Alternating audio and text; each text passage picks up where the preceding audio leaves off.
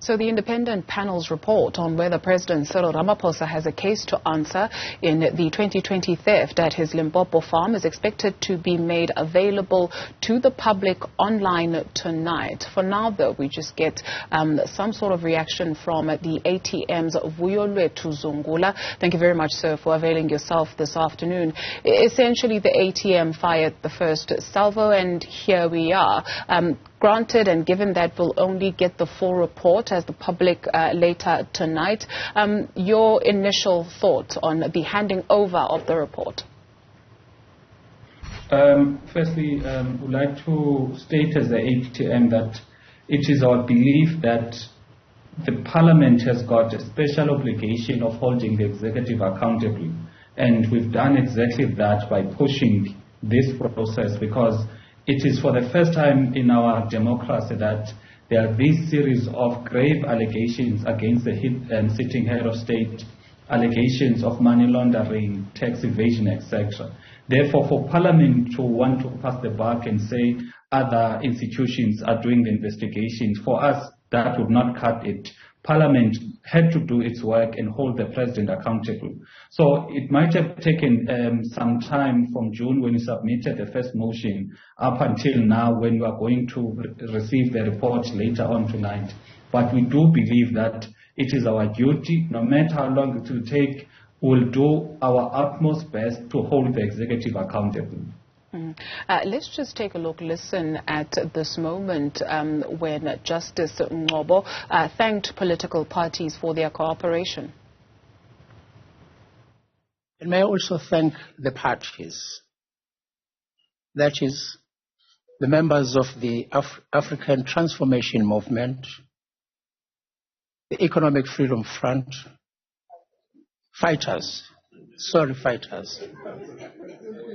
I thought I would neutralize the word. Anyway, and the United Democratic Movement and the President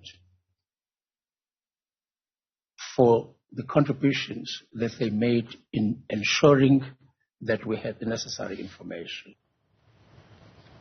The Justice Ngobo also explained why the report had taken time, which is something that you noted a few moments ago, that granted, it took a little bit of time, but he also shared with the public that a number of political parties, including yourselves, had given him volumes and volumes of recordings and pages and documents that the panel had to go through. But he also shared that they asked for the audio recordings to be transcribed, and this is something that political parties, including yourselves, did not do. Do you think that perhaps retrospectively that played a part in the delay of the report? Look, there were short turnaround times for us to gather the supplementary evidence, make sure that it reaches to them in the format that they would have loved it.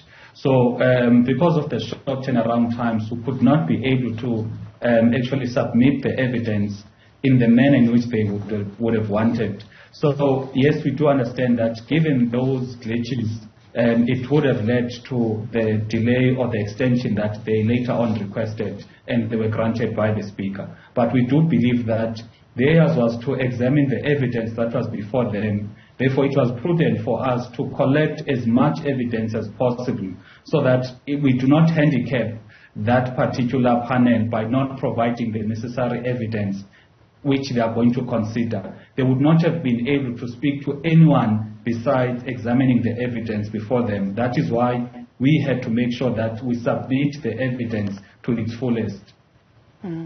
Again, we appreciate and we reiterate for the value of a listener or a viewer that is joining us that the report will be made public only tonight. However, should the report find that there is no prima facie case for a process of impeachment, what options then will be available to the party? Look, that report must make sense. We must be convinced as a party that the President did not undertake paid work, even though in his own words he said he's taken part in paid work and the Constitution prohibits paid work. The report must make us understand why, must understand why they are saying there's no violations to the law, whereas the Constitution is against is saying members of cabinet must not put themselves in a risk of a conflict of interest between the official duty and the private interest. We know that Phala Phala is a private firm of the president. However, the instruction and the resource, which is Wali Road, that was used to do that investigation was basically a state resource. Therefore, it must make sense.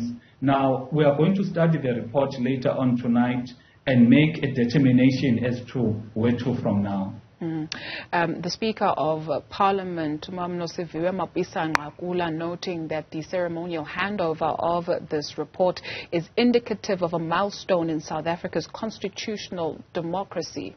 Do you agree? Definitely. We are maturing. However, we are going to mature even much more if the consideration of the report, the voting will be done by means of a secret ballot. That way, you are not going to confine members of parliament to actually rubber stamp party decisions, but you are going to allow members of parliament to make their thorough, inputs and thorough decisions as to what must happen in that report.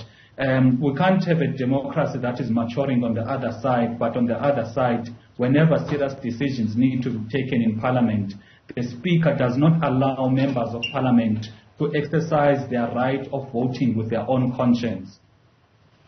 Thank you very much, sir, for availing yourself this afternoon. Vuyolwethu Zungula of the African Transformation Report. Again, that independent panel report into the Phala Phala farm theft of 2020 will be made available to the public tonight.